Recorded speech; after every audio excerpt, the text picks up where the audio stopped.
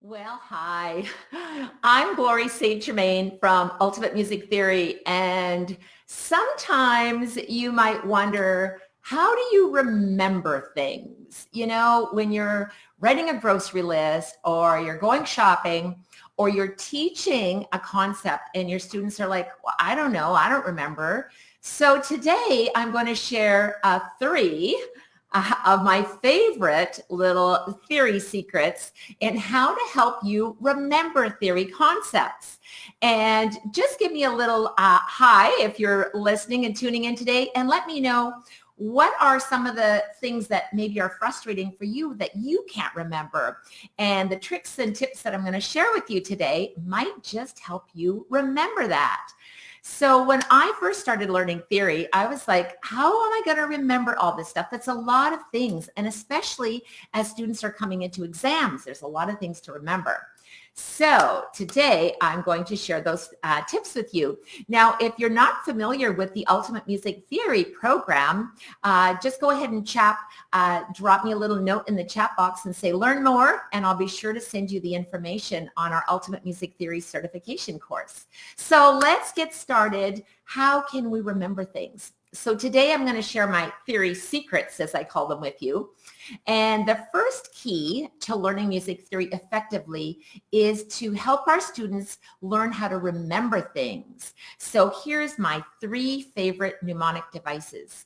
So a mnemonic device is something that helps us remember and recall information easily. And so today there's actually 9 mnemonic devices that are incorporated into the Ultimate Music Theory program. The Ultimate Music Theory program has Prep 1, Prep 2, Basic, Intermediate, Advanced, and the all-in-one Complete Rudiments workbook. So my first theory secret that I'm going to share with you today comes from the Prep 2 Rudiments workbook. Now you will see my big reveal here. Are you excited?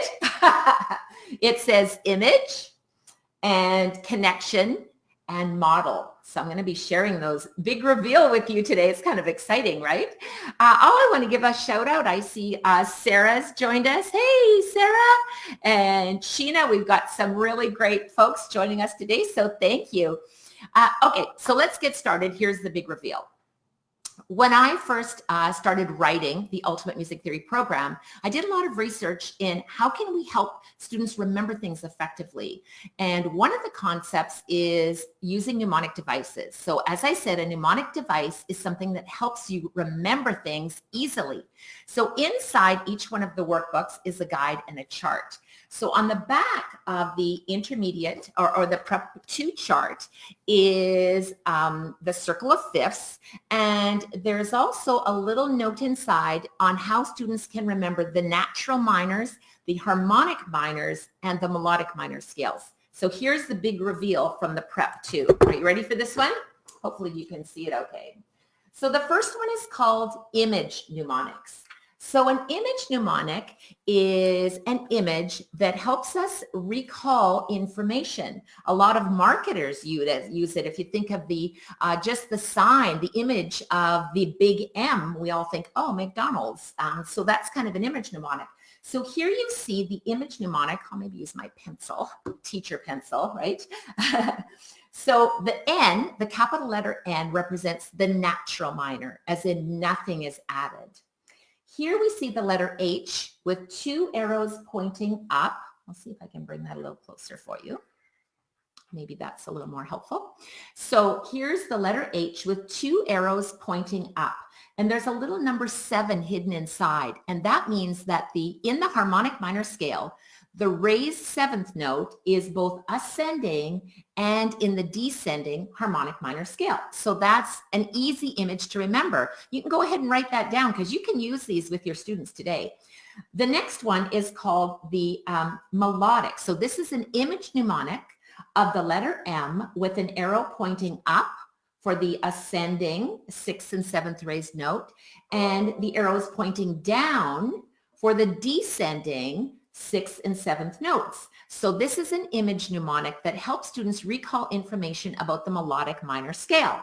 So if you think that's pretty cool, give me a thumbs up. And in the chat box, you can just say, cool, Glory. I even wore my power braid for you today, right? So that's my power braid. So this is called an image mnemonic, and that helps students recall information about minor scales, natural, harmonic, and melodic.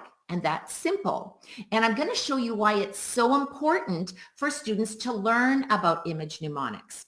So when we move into the basic rudiments workbook, so that's the yellow book, right? And again, if you're planning on students doing exams and things like that, we want to give them all the tips and tricks we possibly can so that they'll remember things easily. So in the basic rudiments workbook, are you ready for this one? We're about to reveal the next mnemonic device, and that is the connection mnemonic. So in the basic rudiments chart at the back, you will see the circle of fifths, and we've already learned about the natural minor, harmonic minor, and melodic minor scales in the image mnemonics, but now we're going to learn about connection mnemonics. And connection mnemonics are when we take something we already know and connect it to something new that we are about to learn. And with that one, I want to share with you connection. You ready for the big reveal? Hopefully you can see that okay. So in the connection mnemonics, ta-da! Here we have intervals. So when you see the letter H, hopefully you can see that okay. I'm going to just bring that in a little bit closer for a second if I can. So here you see the letter H with one note above the other representing the harmony, right? So that's a harmonic interval is harmony. And this is the connection mnemonics. Stay tuned. I'll show you in a minute. So now we have the letter M with one note beside the other, and that's called a melodic interval because melodic means melody. So harmony is one note above the other, harmonic interval. Melody is one note beside the other one for a melodic interval. So you might say, okay, so these are image mnemonics. We get that. And it's really important to share that with students because now they can easily identify the difference between a harmonic interval and a harmonic minor scale, a melodic interval and a melodic minor scale. So that's pretty cool, right? Go ahead and write those down. Just the letter H, one note above the other, and then the letter M with one note beside the other. Okay, so now what's the connection, you might say? Okay, drum roll. So what we did to make things even more fun, and if you don't know by now, I'm often referred to as the party queen. So whenever my circle of friends or my Ultimate Music Theory certified teachers are getting ready to learn something new, they go, oh, here comes the party queen. I love to party because number one, it's fun. And number two, because we always learn from engaging with our friends and sharing ideas. And this is where the connection mnemonic comes in. We created the Ultimate Music Theory game pack. And the reason is because now, this is so cool, we can connect the mnemonic devices that we've learned into playing games. So inside the party pack, there's actually 6 games with different variations. And today I'm just going to share one with you. So this game, which is so fun, is called the Harmony Hotel and the Melody Motel. So now students are ready to play a game. So they've learned about the harmonic interval, one note above the other, and the melodic interval, one note beside the other. So now they can play Harmony Hotel and Melody Motel. So as they're traveling along, they can now identify their intervals and say, well, are you staying at the Harmony Hotel? If you are, what floor are you on, right? How far do you go? And if you're on the land on a melodic interval, then you're at a side-by-side. So now you can say, well, what room are you in staying in at the Melody Motel? And remember that when we engage in different learning activities, such as playing games, we actually involve all the learning modalities, visual, auditory, and kinesthetic. And it's really important to do things differently and do different things. That's what makes learning more fun.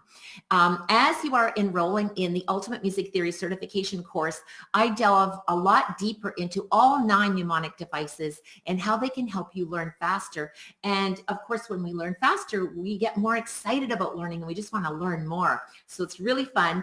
I think my assistant Sheena is going to drop in the little link so you can go ahead and check that out.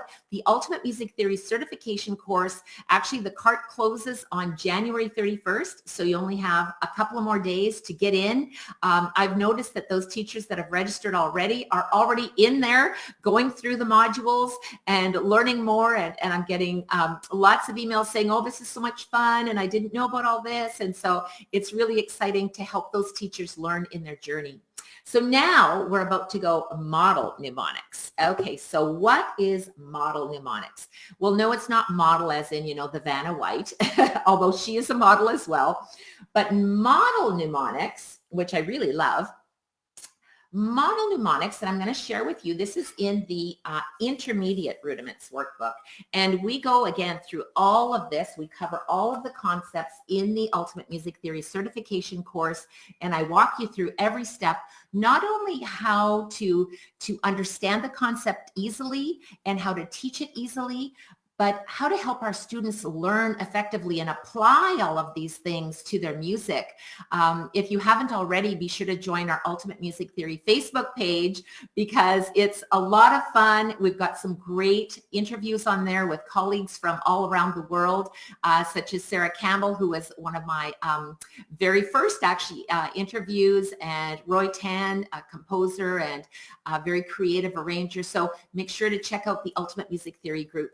Now, we are about to reveal, I'm just going to check out here. I want to say hello to my friends. Thank you for putting that in there, Sheena. So now I want to reveal the model mnemonic. Okay, so this is very important. This comes from the Intermediate Rudiments workbook.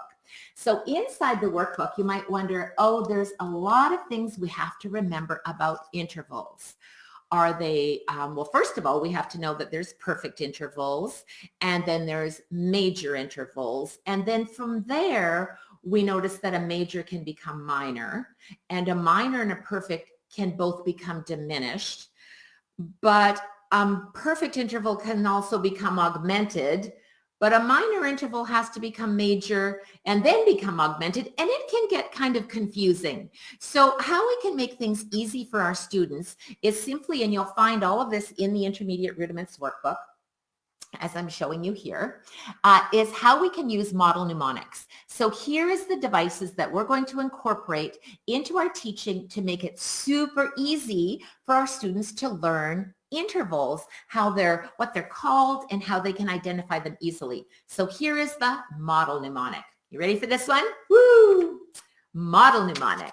So a model mnemonic is a construction of something that helps us understand the concept that we're learning about. And this is super cool. So here we see the crescendo sign, right? And the crescendo sign is a symbol that we already recognize as being something that's going to get louder or get greater. And so we use that sign of the crescendo sign and indicate, and also when you're using model mnemonics, it's important to use words: diminished, perfect, augmented. So that would be 1, 4, 5, and 8. Then we see the model mnemonic, and that's the symbol of the crescendo sign, showing diminished, minor, major, augmented. So this visual aid of using a model mnemonic helps students see that it goes from diminished all the way to augmented. Now, here's the interesting thing. When you see intervals, and again, I'm going to just lift this up a little because I want to make sure that you can see it. When you see intervals, you see that basically we have C to E. So those are 2 space notes, but they don't go any higher or go any lower, except that we're using accidentals to show that. So using the model mnemonic really helps students visually see that diminished becomes larger and larger until it becomes augmented. So below that, you see the diminished third, and then the minor third, and then the major third, and then the augmented third. So if you see that you can really use these mnemonic devices, This is the image mnemonic, the connection mnemonic, and the model mnemonic. It really helps your students learn faster. And tomorrow I'll be revealing the master key number 2 in our 3 master keys for teaching music theory. So have an amazing day, and I will see you in the next video. Take care.